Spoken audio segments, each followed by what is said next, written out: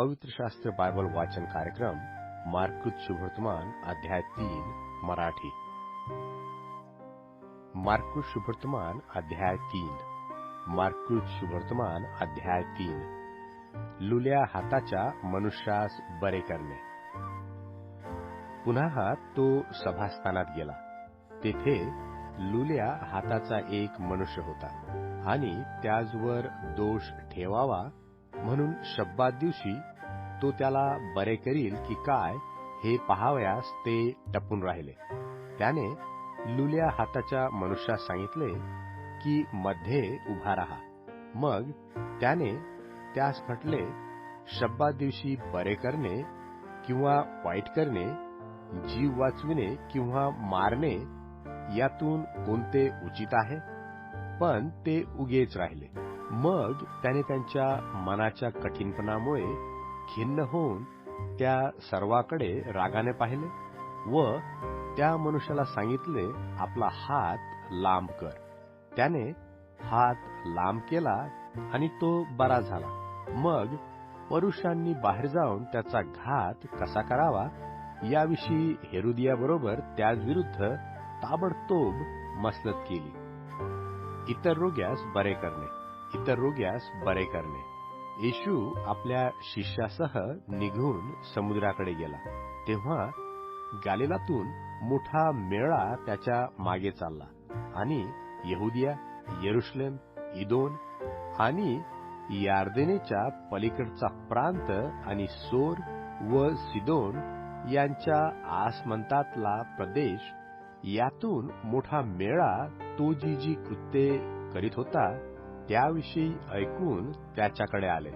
तेव्हा दाटीमुळे चेंगरू नये म्हणून त्याने आपल्या शिष्यास एक होडी तयार करायला सांगितले, कारण त्याने बहुत जणांस बरे केले म्हणून जे सर्व पिडलेले होते ते त्याला स्पर्श करावयास त्याच्या अंगावर पडू लागले। जेव्हा जेव्हा अशुद्ध आत्मे त्याला पाहत तेव्हा तेव्हा ते त्याच्या पाया पडून ओरडून बोलत की तू देवाचा पुत्र आहेस, तेव्हा मला प्रगट करू नका असे त्याने त्यास पुष्कळ निक्षून सांगितले। येशू आपल्या 12 प्रेषितांची निवड करतो। येशू आपल्या 12 प्रेषितांची निवड करतो। मग डोंगरावर चढल्यावर त्याच्या मनाला वाटले त्यास त्याने बोलाविले व ते त्याचकडे आले। तेव्हा त्याने 12 जणांस नेमिले, अशासाठी की त्यांनी आपणाबरोबर असावे, आपण त्यास उपदेश करावयास पाठवावे आणि रोग बरे करण्याचा व भूते काढण्याचा अधिकार त्यास असावा। त्याने शिमोन याला पेत्र हे उपनाव दिले, जब्दीचा पुत्र याकोब व याकोबाचा भाऊ योहान यास बेनेरेगेश म्हणजे गर्जनेचे पुत्र हे उपनाव दिले। अंद्रिया, फिलिप, बर्तलमय, मत्तय, थोमा, अल्फीचा पुत्र याकोब, तद्य, शिमोन कनानी व त्याला म्हणजे येशूला धरून देणारा यहुदा इस्कारियोत, अशी त्यांची नावे होती। नंतर तो एका घरात आला।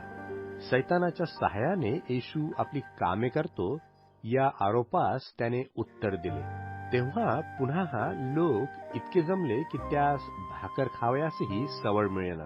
त्याचे आप्त हे ऐकून त्याला धरावयास निघाले, कारण तो शुद्धीवर नाही असे ते म्हणत होते। तसेच यरुशलेमाहून जे शास्त्री खाली आले होते ते म्हणत होते की त्याला बालजबूल लागला आहे व तो भूतांच्या अधिकाऱ्याच्या साह्याने भूते काढितो। तेव्हा तो त्यास आपणाजवळ बोलावून दाखले देऊन बोलू लागला की सैतान सैतानाला कसा काढील? आपसात फूट पडलेले राज्य टिकत नाही, तसेच आपसात फूट पडलेले घर टिकत नाही। सैतान स्वतःवरच उठतो व त्यामध्ये फूट पडते तर तो टिकत नाही, त्याचा शेवट होतो।